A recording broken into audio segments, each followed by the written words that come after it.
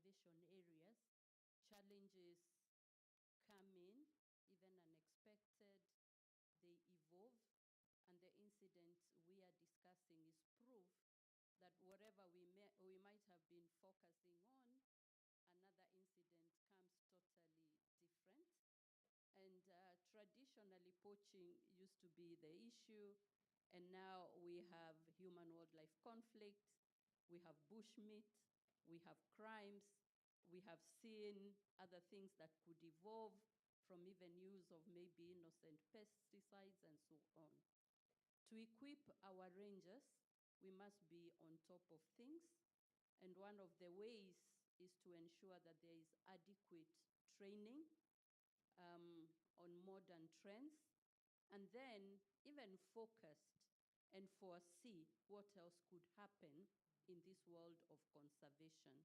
And that's why we have continuous training going on. The other one is equipping our rangers, and especially with modern technology.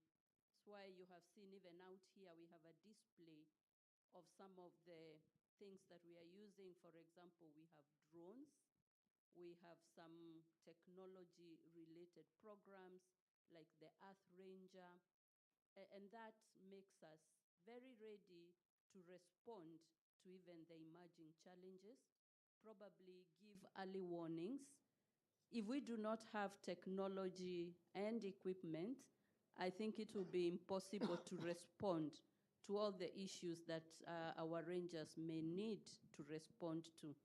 We also need adequate numbers, and we had a lull of about 10 years between the last ranger training and intake and the one we had in 2024.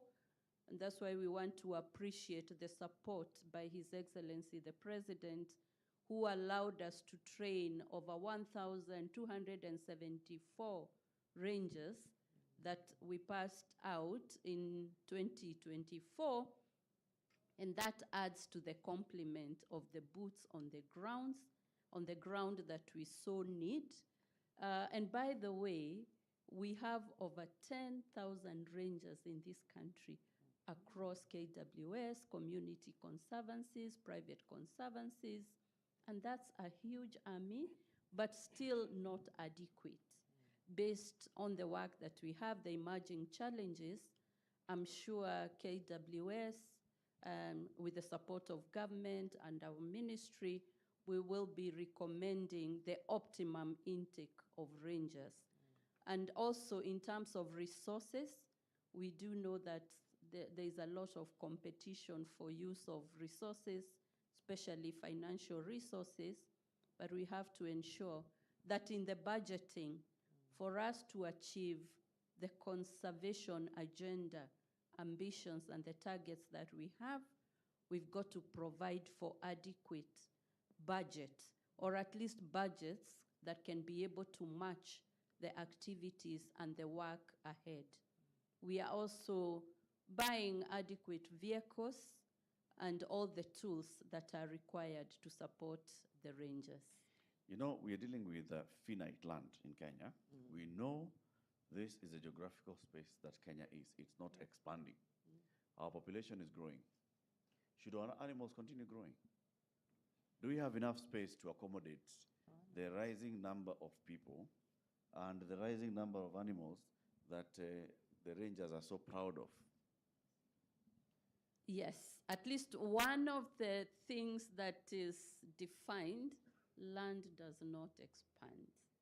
Human population will expand. In fact, the Bible says, go ye fill the world, and therefore humans that have that target. You have a mandate. Yes, and for animals, which are our national heritage, the more we have, the more diverse and the more of a resource that we have. And therefore, we need proper planning. Kudos to Kenya.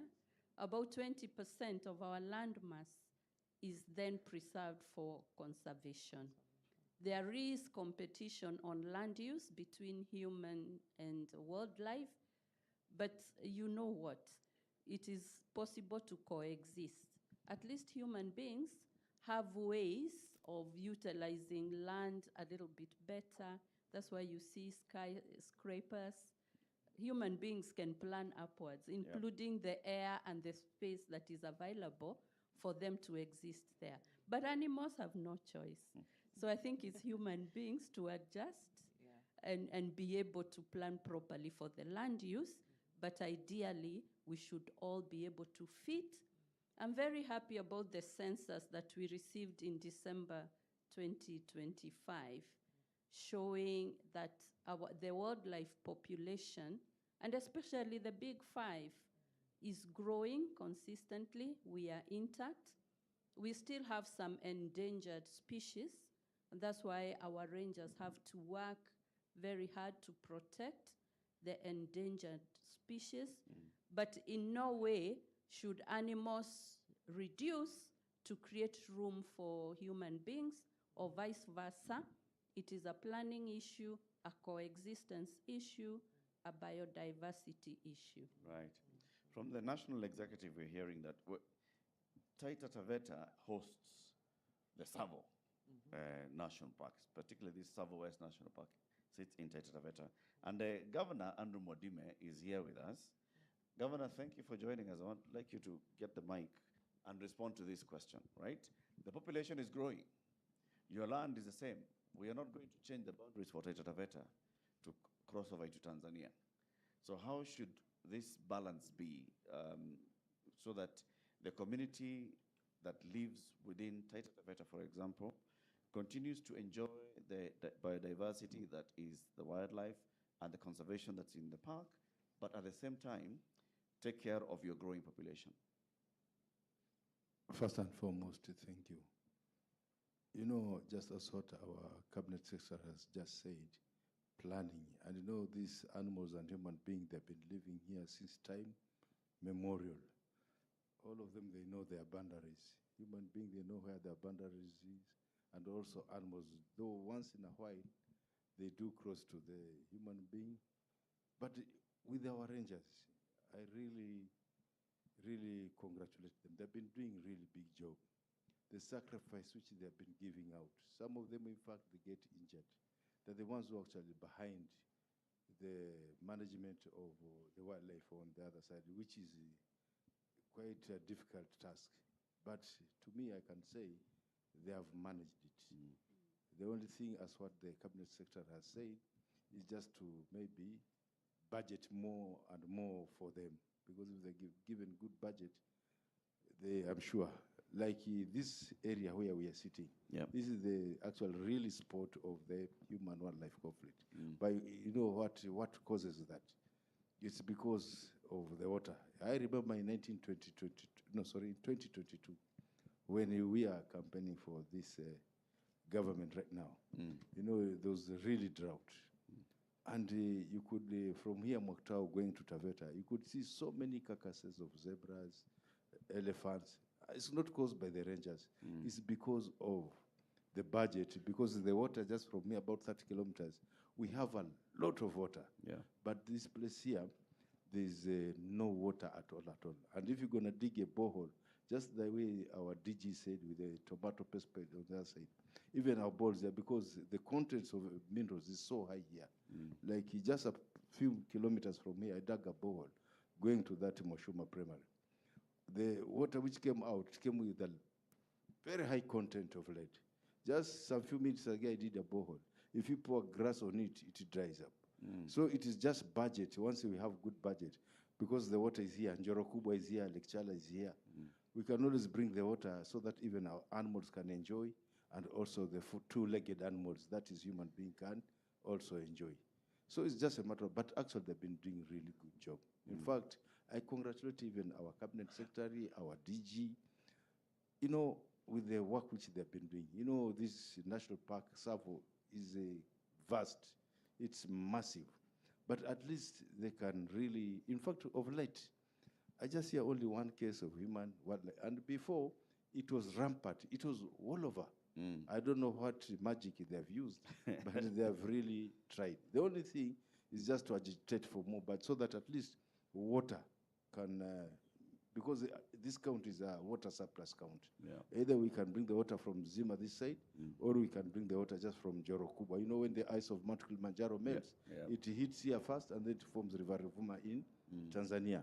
If they can just get water so that this park and the two-legged animals, that's human being, if there's given water all over, I am sure our rangers will have an easy job. But for the time being, they have really been trying, really trying. Let's give Caesar what belongs to Caesar and give God what belongs to God. Credit where it's due, that the Rangers have actually been doing, you know, the work that they have, they've been given to do to the best of their capabilities. What they need is that other extra support. I want to come to Professor Erastus Kanga. He has a PhD in natural resource conservation. So you, on this matter of conservation, you are not just plucked from somewhere and brought into it. You actually planted yourself into it, okay? Think about the things that the governor has said and what the CS had also said. It's about planning. How do we plan so that the conservation efforts of everybody make sure that our animals, our other natural resources, our biodiversity is not affected by, for lack of a better word, human greed? Thank you, Latif. You've brought in what I call a contemporary issue. It is a current issue that we have. And allow me first to say thank you, a big thank you to our rangers, because over time, we have overcome one of our threats to our life, and that was poaching. Poaching has been taken under control by the Kenya Wildlife Service team, and the evidence of that is that last year, 2025, we did not even lose a single rhino, which is the highly prized species in terms of poaching. So for my rangers, I want to say thank you very much. The little thing that we are seeing in tasks, they are opportunistic collection of tasks because of drought, which is again a compounded problem. So that is a matter that we've sorted out. Now we are faced now because of our success. Sometimes, Latif, you suffer because of your success. We have succeeded so well, our numbers have done so well. Now we are now confronted with the next challenge of human-wildlife conflict. And that is where, through our ministry, we have a rallying call of coexistence. And our CAs has framed it very well. It's about planning. Now, as a country, what we have done historically, we have 24 national parks, and we have 29 national reserves and a couple of sanctuaries. All of them, they cover about 8.2% of this country's landmass. We have brought in our stakeholder number one, the communities and private entities who we have supported to establish conservancies. And through the Kenya Wildlife Conservancy Association, we have been able to establish close to about 275 community and private conservancies, cumulatively covering about 14% of this country. So in total, the land that this nation has reserved for wildlife conservation is about 22%. We are running short of the global standards because that is 30 by 30. By the year 2030, we are supposed to have conserved about 30% of this country into wildlife and biodiversity conservation. So we are less by about 8%. Who came up with that figure? That figure is an international standard that was agreed upon during the Convention of Biological Diversity. Is that realistic? Every country has been given that target. Is it realistic? It is a realistic figure, and that is the bare minimum. Remember, nature comes first before people. That is the bare minimum for the countrymen here to feel that they are getting enough oxygen, they are getting good ecosystem services. In a functioning system, you need to reserve. Even in your own farm, Latif, when you have an acre, go and take 30% of that acre and plant trees. That way you are going to enjoy your own homestead. That is the bare standards that we have. Now, looking at that figure is quite good. Now, what my CAs are just saying about planning, we need now to look for corridors and dispersal areas. And as a country, we have done a lot of studies. We have shown where corridors and dispersal areas are to connect wildlife from one protected area to the other through the community landscape, So all what we need to do is to implement that recommendation, and then we are going to have less of the human-wildlife conflict. And then, Latif, we should not forget one thing. If you look at the contribution of tourism in this country, tourism is supporting close to about 10 to 11% of the GDP. If you break that out, then you know that 75% of the visitors who come in this country because of tourism, they come because of wildlife. I want to break that further so that you know how important wildlife is here. So what that tells you, Latif, is in 100 shillings that you have in your pocket, 10 shillings is because of tourism. Then out of that 10 shillings, 7.5 shillings is because of wildlife. That is how important wildlife is, and we cannot afford to lose it. Then put it up again, we have more than 2 million jobs, both direct and indirect, that are within the tourism sector, courtesy because of the wildlife that we have in this country. And therefore, it is incumbent upon us to ensure that the wildlife that is attracting so many tourists here. Remember, KQ cannot operate fully if we don't have wildlife in this country. The visitors that they fly here, look at the number of people that are employed by KQ. It's because those visitors are coming to see our wildlife. You can put all many other sectors.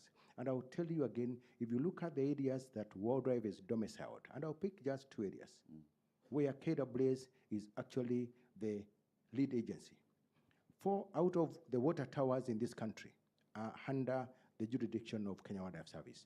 And that is Mount Kenya, Aberdare, Mount Elgon, and the Chulus.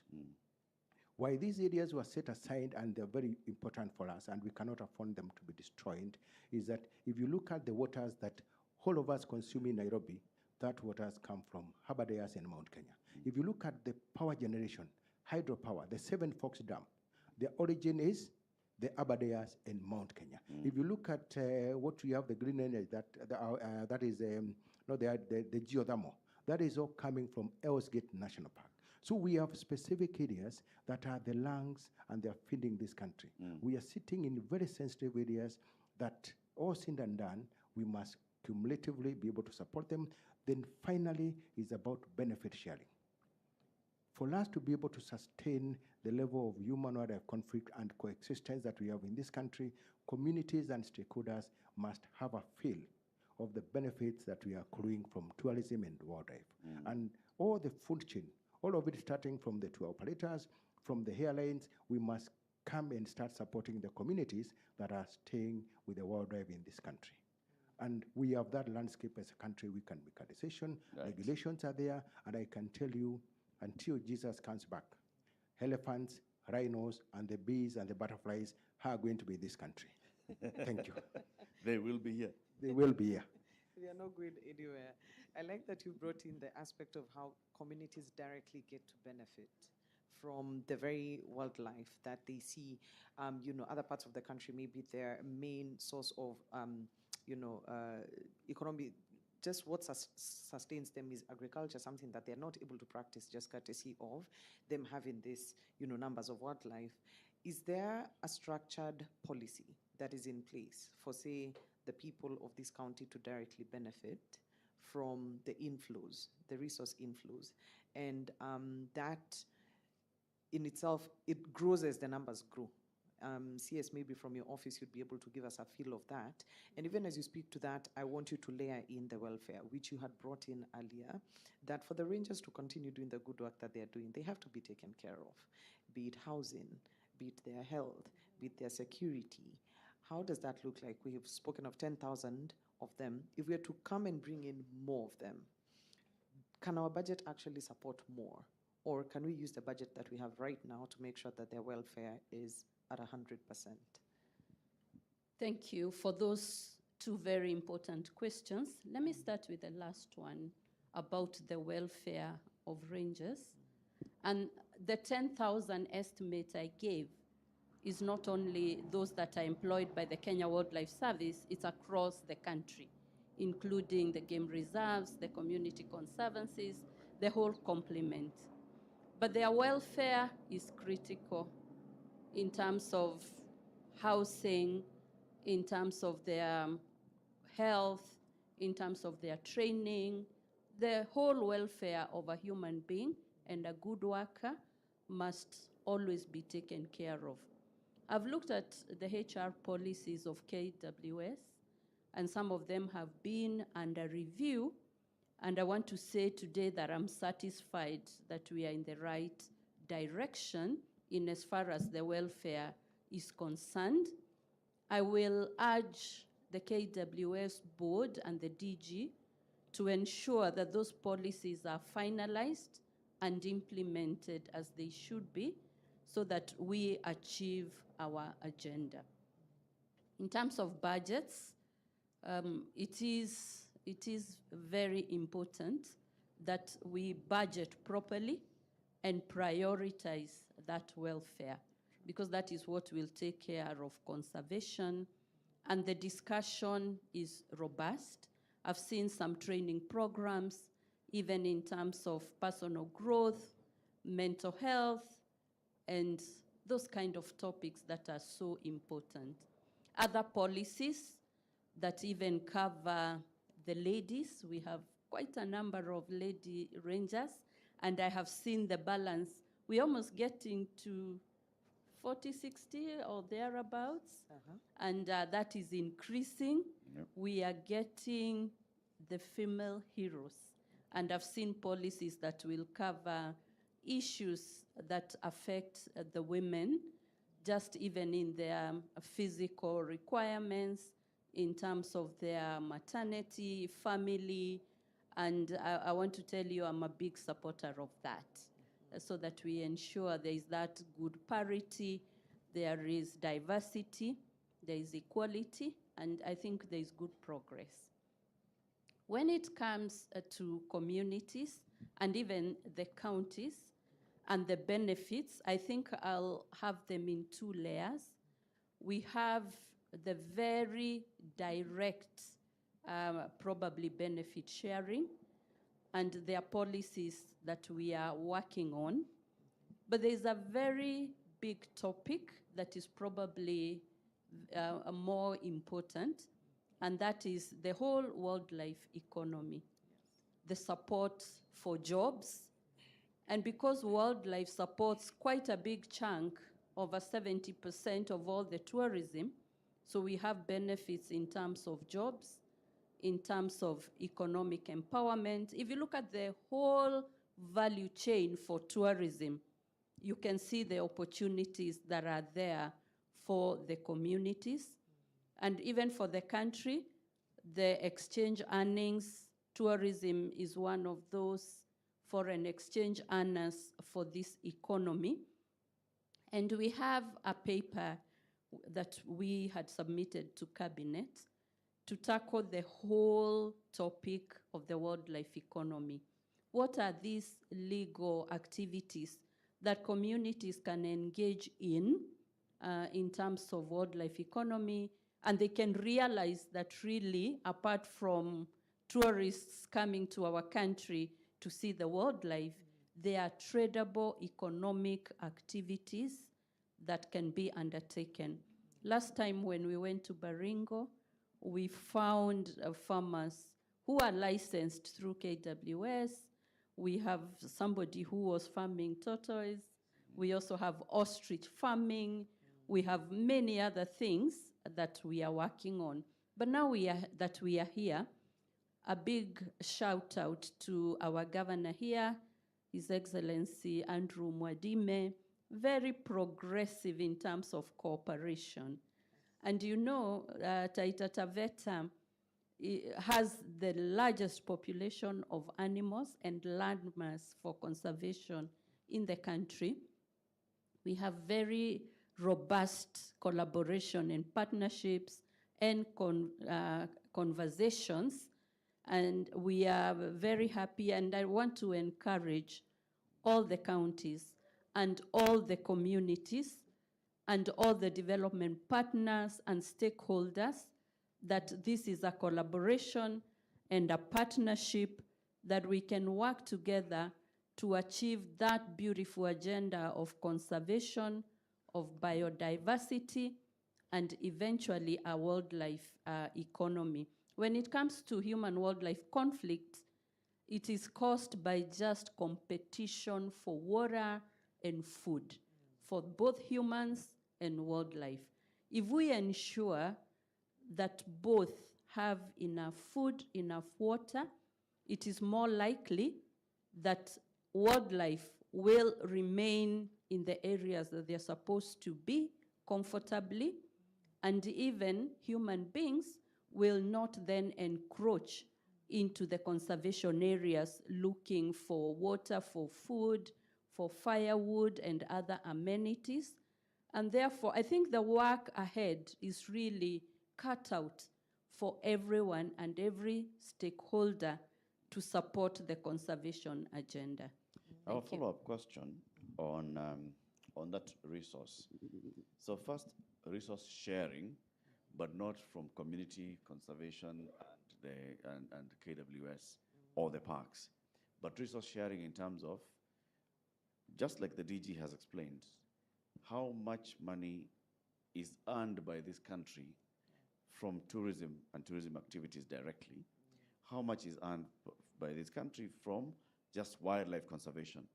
Do we plow back an equivalent amount of money into this sector that is laying the egg? So you've got this goose, and we can all say, oh my God, it is laying the golden egg, when it takes the egg and we go and sell the egg. Are we feeding the goose? Ama tunaipatia mahindi? Latif, if you do not feed that goose, it would have died a long time ago. And therefore, it shows that we are feeding it. In terms of earnings from tourism, the data for the year 2025, we actually injected over $500 billion Kenya shillings into the economy. Of course, we said over 70% of tourism is propelled by wildlife. And therefore, you can see that it's a very huge income.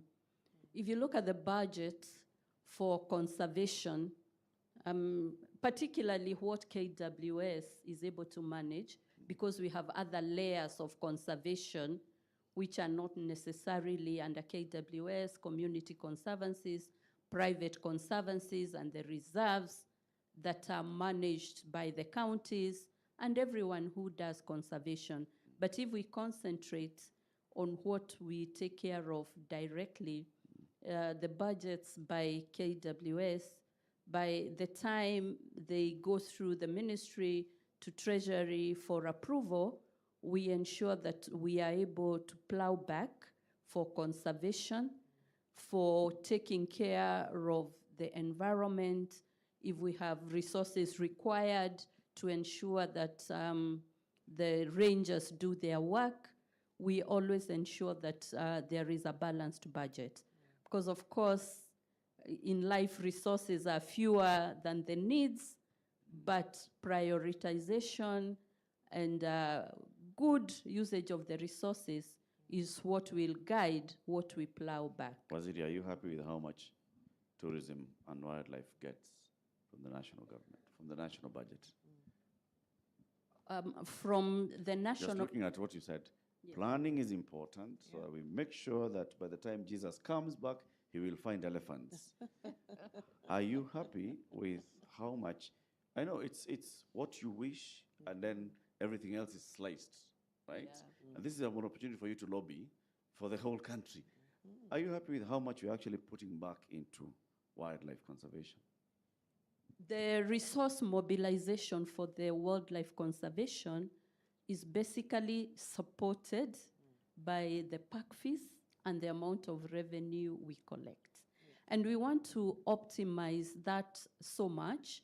We want to make it efficient such that we are willing to even wean off KWS from the exchequer so that we release the other resources for other things like healthcare and education and many other sectors.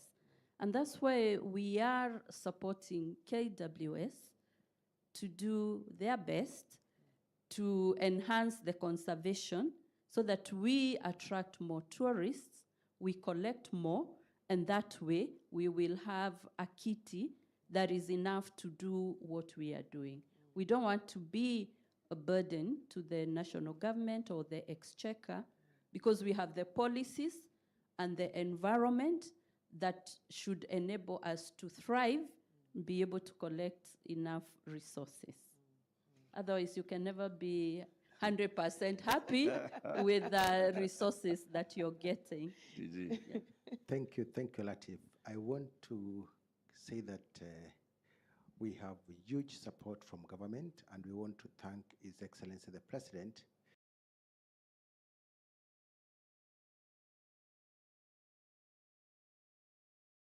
for the humility and the guidance and the support that has been extended to us as a service and as a sector over the last 4 years. I will tell you for sure, over that period, we have seen a significant proportion of money allocated to human-wildlife conflict compensation. Every year, I think through the ministry, we are receiving close to about 1.5 to 2 billion, and that is money that we never enjoyed. Now, when it comes to Kenya Wildlife Service, and my CAs as guided, we want to win ourselves out of the exchequer. We want the government to concentrate on health and education, and the wildlife and the tourism sector is a self-sustaining sector. And I want to give you a very clear example. We only need to just, there's nothing that we're changing, but we need to do the right things. When I joined KWS as the DG in December 2022, the revenue that had been collected that year was 2.9 billion. Latif, I pushed that revenue. We did more marketing, we sealed loopholes, and 2023, we collected 5.3 billion. That is a whole extra more than 2 billion. 2024, with the support of our CAs, we pushed that figure and we collected 7.6 billion. 2025, we pushed that figure, we collected 7.98 billion. This year, and I am extremely happy, we have collected 10.5 billion. We have tripled our revenue in 4 years. There's nothing we have done differently, is to tell our colleagues and even the industry players, do the right thing. With more marketing, more political stability, we have seen the tourism numbers that are coming to our parks grow from a mere 2 million. This year, 2026, we had more than 3.5 million tourists. And strangely, is more than 60% of those are actually Kenyans, like you and me. Mm-hmm. We have a huge Kenyan community that is celebrating our wild places. And that is what we want to encourage. And why these figures are important to us. This is not Kenya Wildlife Service money. This is revenue that is collected at the National Treasury. We limit all our collection at the National Treasury, and then the National Treasury cumulatively has now continued to allocate us up to the level of the money that we've collected is allocated back to us. Now, to go into the question of how the wider tourism can be, the returns can be plowed back to communities, I have an idea that I've been toying around with. At the Commission for Revenue Allocation, if it befits them and they say we can do an equalization fund to support the counties that are holding the significant number of wildlife in this country. Scientifically, we have identified about 14 counties that hold 90% of the wildlife. We call them the wildlife estate counties, and we can name them here. Latif, what should happen from the bigger kitty? We can have these 14 counties, each allocated an equalization fund for biodiversity, tourism, and wildlife conservation. And even if we say every county gets 500 million per year, which is a huge amount of money that can go into community work, then 14 of them, that is about 7 billion. 7 billion out of the over $1 trillion money that we've collected from tourism is a drop. Yeah. And that would mean the issues of coexistence are going to be promoted. communities are going to see wildlife as part of their income. They will be equal to the ngombes, they will be equal to the mbuzis that they have in their places. And most of the areas that we are seeing converted into agriculture, people are going to abandon because they know the zebras that are there, the wild beasts that are there are the reason that they have a school, they are the reason that they have a dispensary, they are the reason that their children are having a bursary. Yeah. So that is the wider picture that we need to look at as a country. And that is because, Latif, this country is known for three things. We can't afford to lose any one of them. One of the things that this country is known for is for our athletes. Yeah. Yeah. Our athletes are the best in the world. The next thing that this country is known for is for our wildlife. We are the destination of the safari. The safari started from this country. We cannot afford to lose our wildlife because then one of the key things that we are known for will be out. Then the third thing is the humility of the Kenyans. My customer care rangers around here, when they handle the staff, I mean, when they handle the tourist, they smile. And we have so many repeat customers. So those three things, we have to guard them as a country. Thank you. Fortunately, wildlife is one of them. And we are proud that the government, His Excellency, has given us an opportunity to serve humanity in this space and now. DG, Thank you. Thank you very much. The director is telling us the next show is about to begin, so we've got to conclude the conversation here. But the celebrations do not end. They actually begin now. Celebrating and marking World Rangers Day today in the presence of Cabinet Secretary for Tourism and Wildlife, Rebecca Miano, the Director General of the Kenya Wildlife Services, Professor Erastus Kanga, and all the other senior leaders, including the host governor, Governor Andrew Mwadime of Taita Taveta, Linda Okola, the County Commissioner, asante sana for being here. All the rangers, please, let everybody just put your hands together and let's celebrate our rangers as we say goodbye and have a lovely weekend. We've been live on NTV, Nation FM, on YouTube, and Facebook and X. Philaris Omboy and Eric Latif and Mariam Bishai in absentia. Happy World Rangers Day, everybody. Happy World Rangers Day. Thank you. Thank you, thank you, thank you very much. Thank you.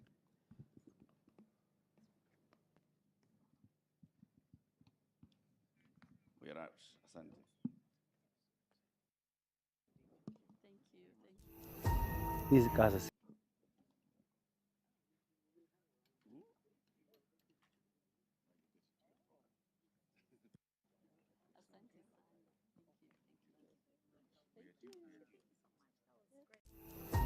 hizi kazi si rahisi, ni kazi ya kujitolea, ni kazi ya kuvumilia. Kila kitu unajua ni dedication. Tusipokuwa na dedication, tusipokuwa na ile kujitolea, sacrifice. Faru silikuwa zimekuja chini kwa sababu ya pochi mpaka ikabaki karibu 400. But saa hii tuko na karibu 3,000. Each and every year tunaongeza kama saa hii Nairobi hapa hatujapata mambo ya pochi. Tumejaribu kuchunga kabisa kwa ile mikakati tunaweka, ile frequent patrols, ile monitoring huwa tunafanya each and every time.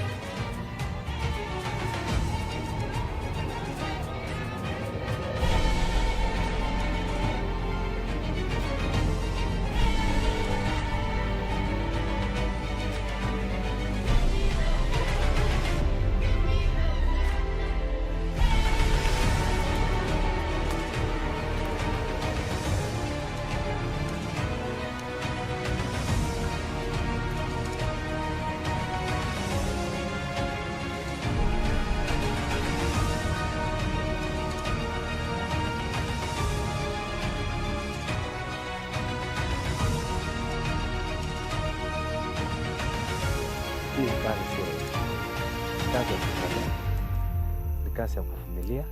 Kila kitu unajua ni dedication. Tusipokuwa na dedication, tusipokuwa na ile kujitolea, sacrifice. Faru silikuwa zimekuja chini kwa sababu ya pochi mpaka ikabaki karibu 400. But saa hii tuko na karibu 3,000 huko. Each and every year tunaongeza kama saa hii Nairobi Park hapa. Hatujapata mambo ya pochi. Tumejaribu kuchunga kabisa kwa ile mkakati tumeweka, ile frequent patrols, ile monitoring huwa tunafanya each and every time.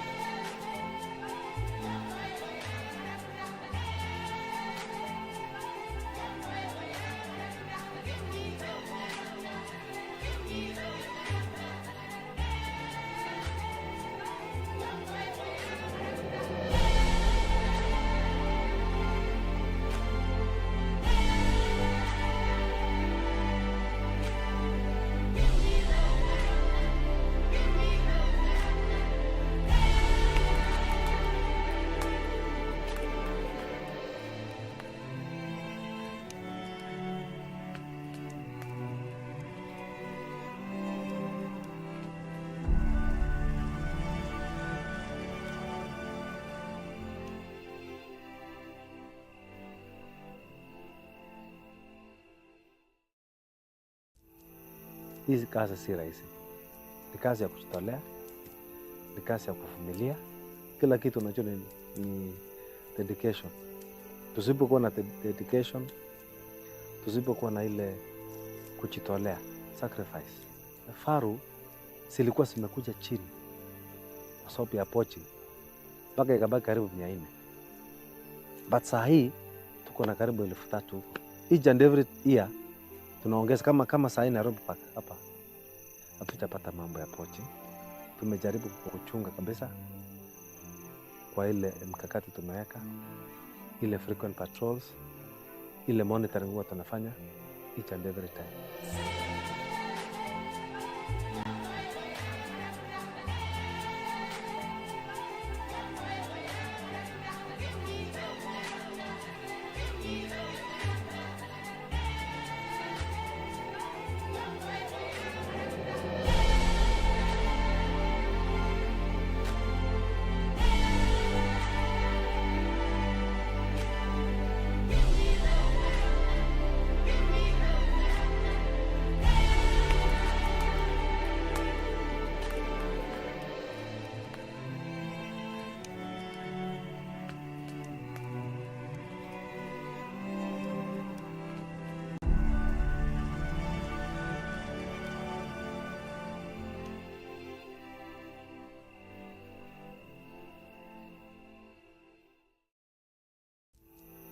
Hizi kazi si rahisi.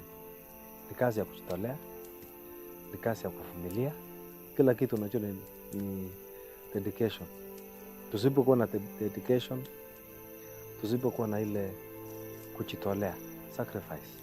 Faru zilikuwa zimekuja chini kwa sababu ya poaching mpaka ikabaki karibu 400. But saa hii tuko na karibu 3,000 huko. Each and every year tunaongeza kama saa hii Nairobi Park hapa. Hatujapata mambo ya poaching. Tumejaribu kuchunga kabisa kwa ile mkakati tumeweka, ile frequent patrols, ile monitoring huwa tunafanya each and every time.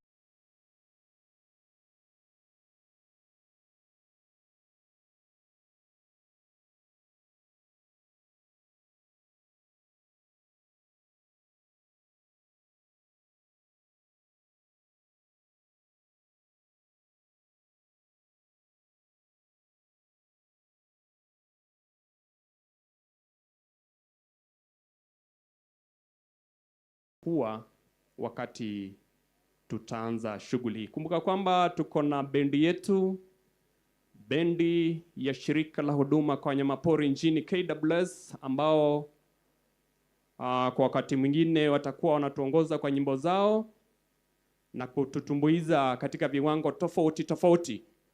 Kwa hivyo KWS Band, karibu sana. na vile vile tutaweza kuwa na tumbuizo kutoka kwa vitengo mbalimbali ambavyo tutaweza kueleza kwa muda mfupi ujao. Kwa hivyo ningependa muweze kutulia tukingojea wakati huo. Ama labda tu kuweza kuelezeni kwa kiduchu kulingana na vile ratiba ilivyoandaliwa, mgeni wetu wa heshima atakapokuwa akirejea katika ukumbi huu, kutakuwa na wimbo wa taifa na vile vile wimbo wa Jumuiya ya Afrika Mashariki. Kwa hivyo ningependa kuwafahamisha ya kwamba atakapowasili ni wimbo wa taifa utachezwa kwanza, alafu vile vile wimbo wa Jumuiya ya Afrika Mashariki. Kwa hivyo nitawasihi wote kwa wakati huo, iwapo utakuwa umevalia kofia ambayo sio rasmi, tafadhali uweze kuivua kwa heshima ya wimbo wa taifa na vile vile wimbo wa Jumuiya ya Afrika Mashariki. Alafu baadaye kutakuwa na maombi na bila shaka ratiba itaweza kuanza jinsi ilivyopangwa. Asanteni.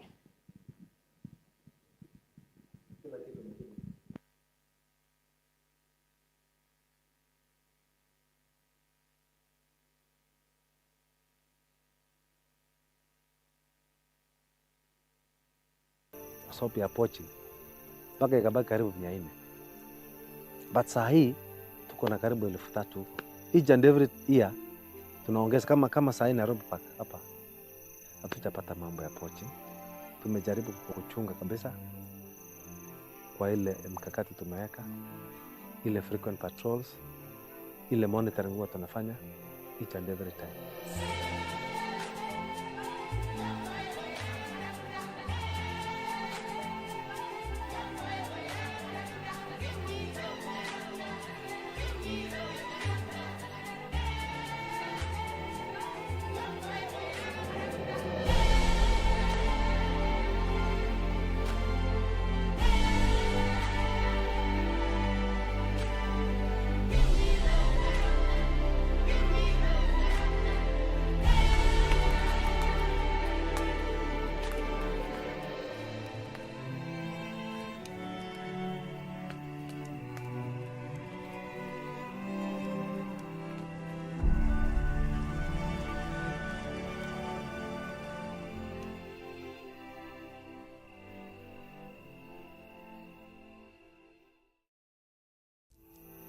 Hizi kazi si rahisi.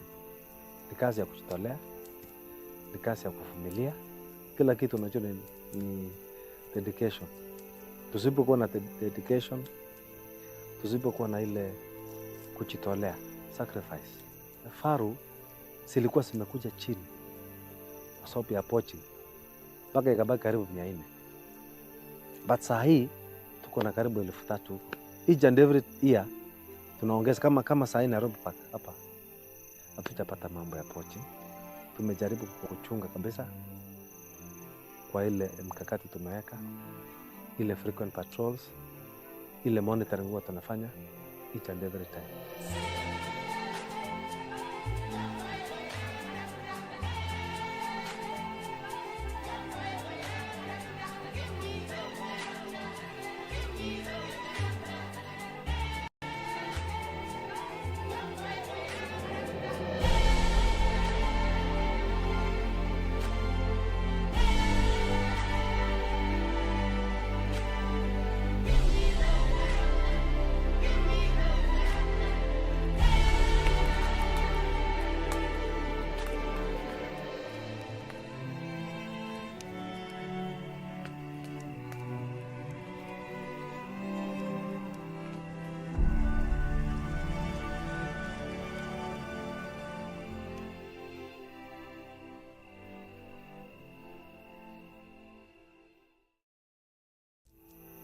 Hizi kazi si rahisi.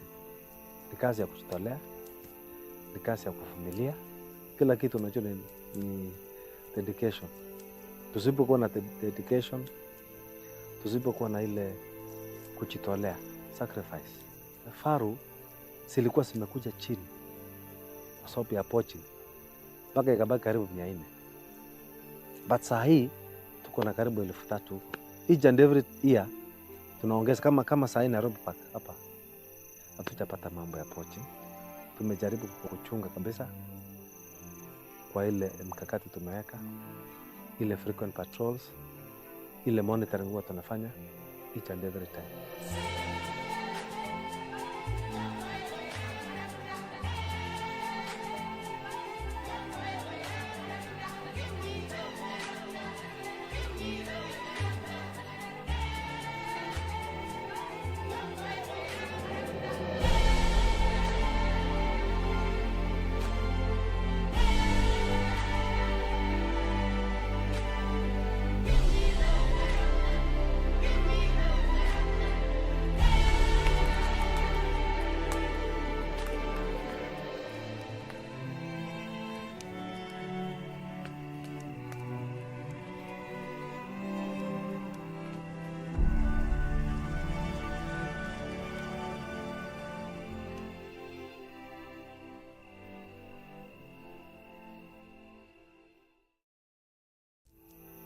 Hizi kazi si rahisi, ni kazi ya kujitolea, ni kazi ya kuvumilia. Kila kitu unajua ni dedication. Tusipokuwa na dedication, tusipokuwa na ile kujitolea, sacrifice. Faru silikuwa zimekuja chini kwa sababu ya poaching mpaka ikabaki karibu 400. But saa hii tuko na karibu 3,000 huko. Each and every year tunaongeza kama saa hii Nairobi Park hapa hatujapata mambo ya poaching. Tumejaribu kuchunga kabisa kwa ile mkakati tumeweka, ile frequent patrols, ile monitoring huwa tunafanya each and every time.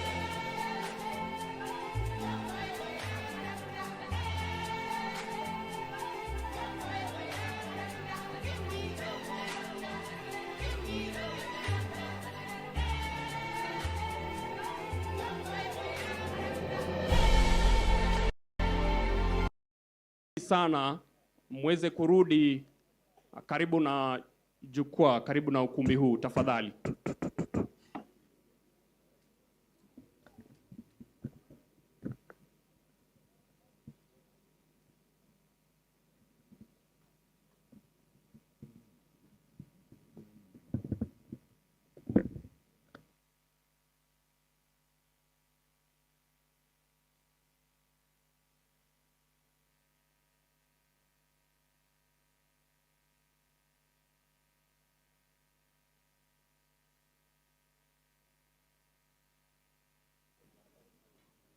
Rangers tafadhali msikae mbali. Naomba muweze kusongea karibu.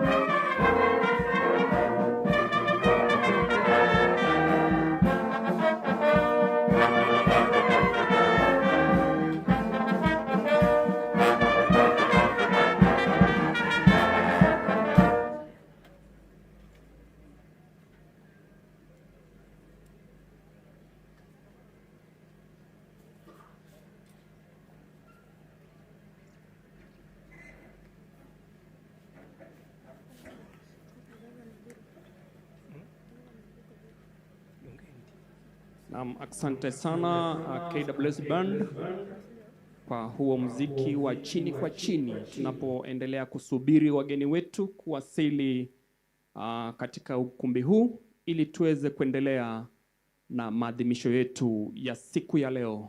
Kumbuka kwamba jinsi nilivyowafahamishwa hapo awali ni kwamba shughuli hii ama maadhimisho haya hayafanyiki tu hapa mahali tulipo, ila yameandaliwa katika kila kanda nchini, yanafanyika katika kila sehemu ya nchi, na vile vile yameandaliwa katika hadhi ya kimataifa. Kwa hivyo ni maadhimisho ambayo yanaenziwa katika kiwango cha kitaifa na vile vile kimataifa, ili kuhakikisha ya kwamba maafisa hawa wanaenziwa. Kumbuka kwamba kuna maafisa wale ambao waliweza kwa bahati mbaya kuweza kuaga wakiwa katika shughuli zao za kikazi, na vile vile wengine wao wakaweza kuumizwa wakiwa kazini. Kwa hivyo ni siku muhimu sana, siku ambayo tunawaenzi, siku ambayo tutawatunuku, siku ambayo bila shaka tutawazawidi ili waweze kuendelea kufanya majukumu yao kwa njia iliyo muafaka kabisa. Na jinsi nilivyowafahamisha ni kwamba siku ya leo, kumbuka kwamba ni sherehe ya kitaifa hii iliyoandaliwa hapa katika maeneo ya Maktau, sherehe ya kitaifa, na nafahamisha kwamba sherehe hii bila shaka itaweza kuletwa kwako kwa njia ya moja kwa moja, ama ukipenda njia ya mbashara, kutoka mahala hapa mbuga ya wanyama ya kitaifa ya Tsavo Magharibi. Kwa hivyo tukiwa bado tunaendelea kusubiri, ningependa KWS Band, iwapo mu tayari na wimbo, tafadhali endelea na burudani.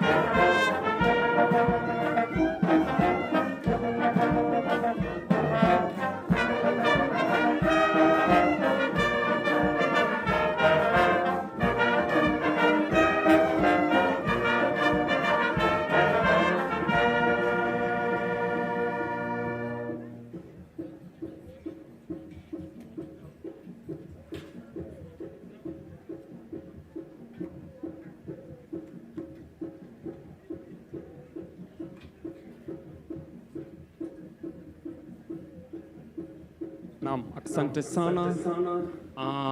Mnapoendelea kuyafurahia mandhari yetu ya kuvutia, tukiwa katika hali hii ya ngoja ngoja, bila shaka utakubaliana nami ya kwamba mandhari ni safi kabisa, hewa safi ikiandamana na upepo mwanana unaoendelea kusowera kutoka zile janibu za Suheli, pamoja na hewa safi sana. Kumbuka kwamba hapa katika mbuga ya wanyama ya Tsavo Magharibi tuna vivutio vingi sana vya utalii ambavyo wengi wanazidi kufurahia wanapotua katika mbuga yetu.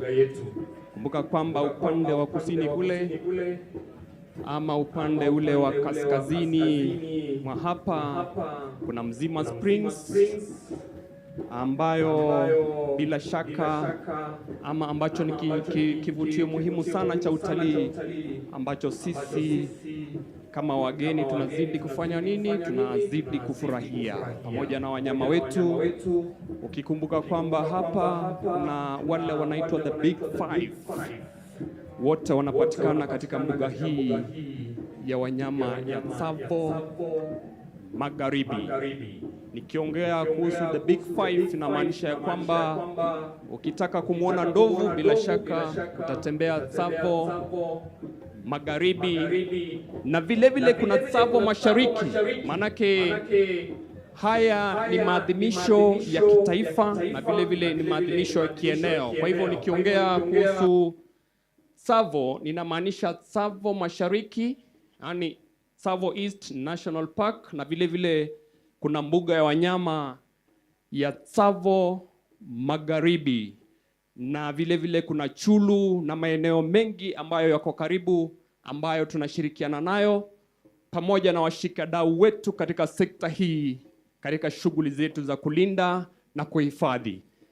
Kwa hivyo tunapozidi kusubiri wageni wetu, tafadhali ningependa tuzidi kujienjoy ama tuzidi kuburudika kwa kipande cha muziki kutoka kwa bendi yetu, bendi ya shirika la huduma kwa wanyamapori nchini KWS, ikiwa chini ya uongozi wake sasa hivi, chini ya uongozi wake Assistant Warden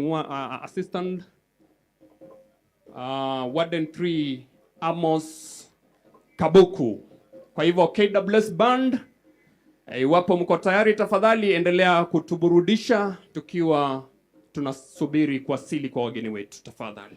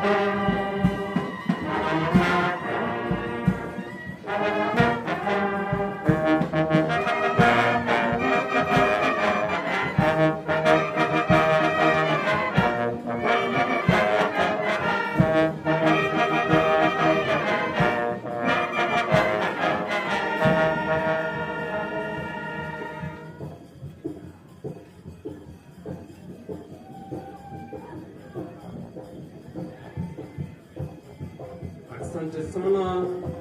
Tukiendelea na burudani ya bendi, tafadhali ningependa kuwafahamisha ya kwamba katika bendi hii kumbuka kwamba anayeshikilia sasa hivi ni assistant warden 3 Amos Kabuku, lakini kumbuka kwamba anashikilia kwa sasa hivi, lakini kwa muda mfupi ujao tutaweza kuwa na the incoming director of music ama ukipenda mkurugenzi wa muziki ambaye bila shaka Warden 2 Martin Makoran. Kwa hivyo kwa muda mfupi ujao wakati atatoka mamlakani bila shaka ataweza kumpisha mwenzake ambaye ni the director of music ambaye ni Warden 2 Martin Makoran. Tafadhali kuna ngoma nyingine tuendelee kuburudika.